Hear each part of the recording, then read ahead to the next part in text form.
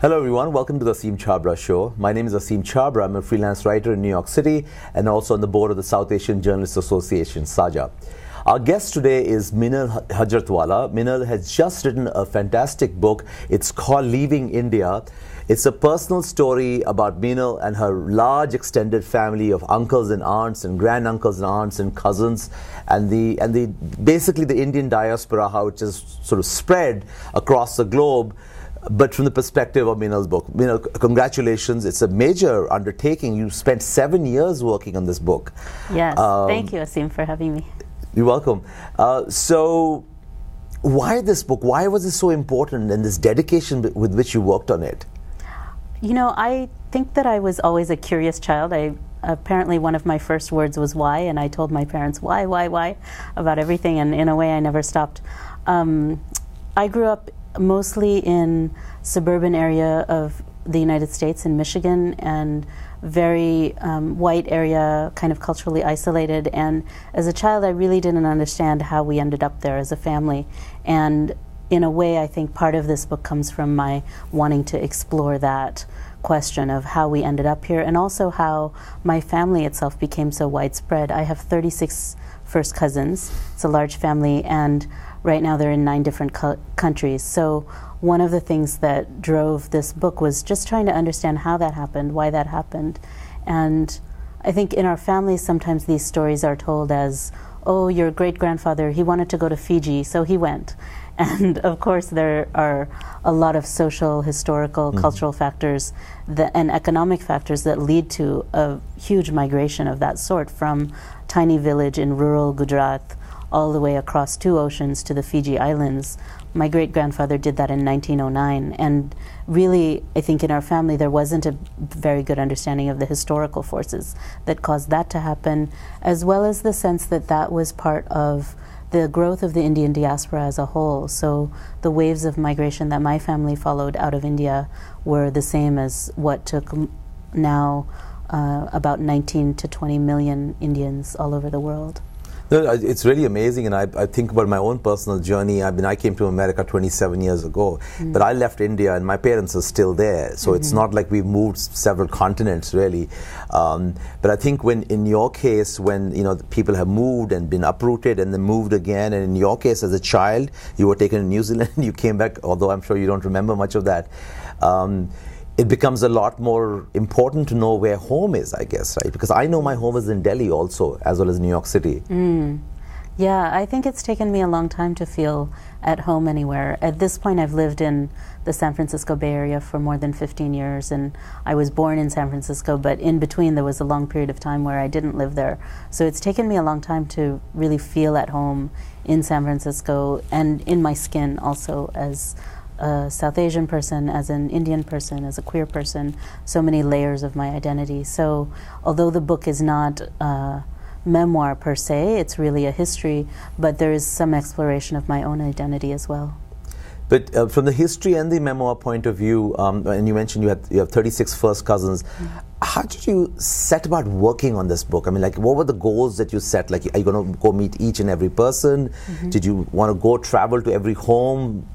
I had a sense that I wanted to tell this story with one person at the center of each chapter, and that I wanted to focus on with each person, because even a whole lifetime is very big, to focus on their moment of migration. So the moment when that person decided to go from one place to another place, whether that was India to South Africa, or whether that was Fiji to Australia, or whether that was Los Angeles to Toronto, whatever that migration was going to be, that was the moment that I was the most interested in. And I wanted to look at what personal factors and things going on in the person's life, as well as historical factors, were underlying that decision.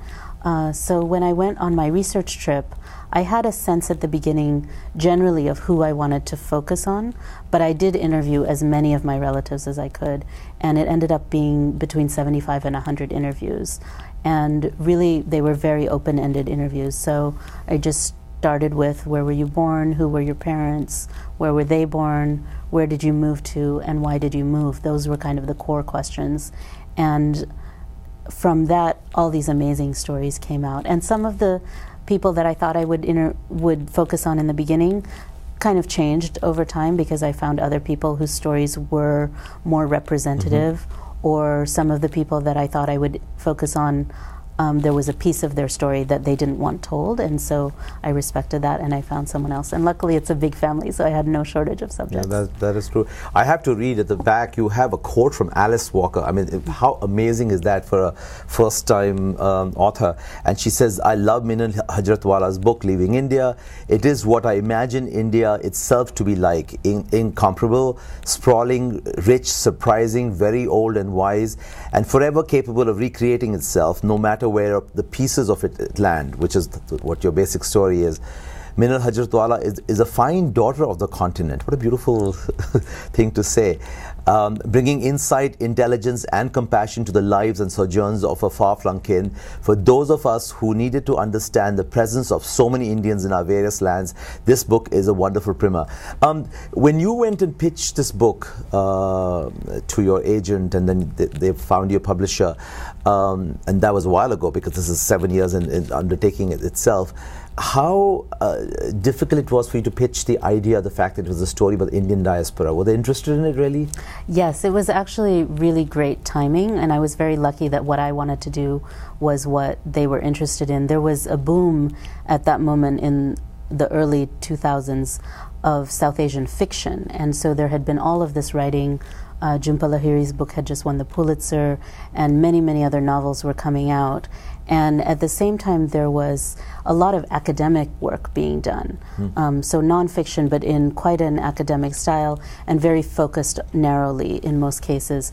And so there was kind of this space in between, and people were looking actually for nonfiction South Asian books, and so I was very lucky. It was not a hard sell at all, either to my agent or for her to sell to the publisher, Houghton Mifflin, which now is Houghton Mifflin Harcourt, and they've been really great, and they have been very behind the book, and I don't think that that trend has gone away. You know, there was maybe some sense that it was a momentary trend, but actually I think that South Asians are such a large and influential, maybe, and growing community in the United States that the interest in this story has just grown.